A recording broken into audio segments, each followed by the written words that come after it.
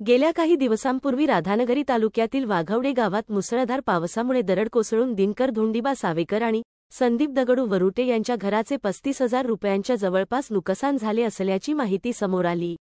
ज्या 2 घरांवर ही दरड कोसळली आहे त्याच्या वरच्या बाजूला स्वाती साताप्पा पाटील यांचे घर आहे.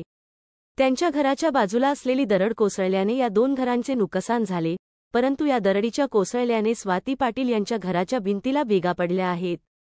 त्यामुळे आता त्यांच्याही निवाऱ्याचा प्रश्न पुन्हा एकदा ऐरणीवर आला आहे.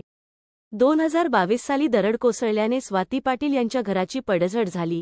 त्यानंतर स्थानिक पोलीस पाटील आणि ग्रामसेवक यांनी त्याचा पंचनामा देखील केला, परंतु सर्व कागदपत्रांची पूर्तता करूनही त्यांना आजवर कोणताही लाभ मिळालेला नाही. शेवटी त्यांनी स्वखर्चाने आपल्या राहत्या घराची दुरुस्ती केली.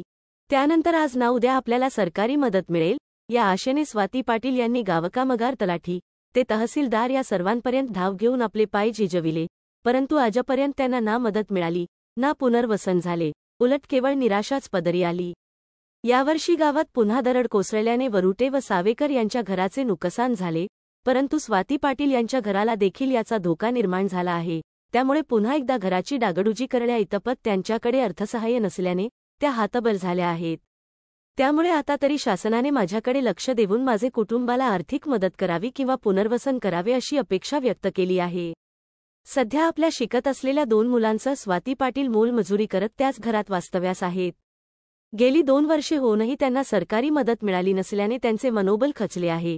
त्यामुळे आता तरी सरकारी यंत्रणा किती तत्परतेने काम पूर्ण करेल हा प्रश्न निर्माण झाला आहे.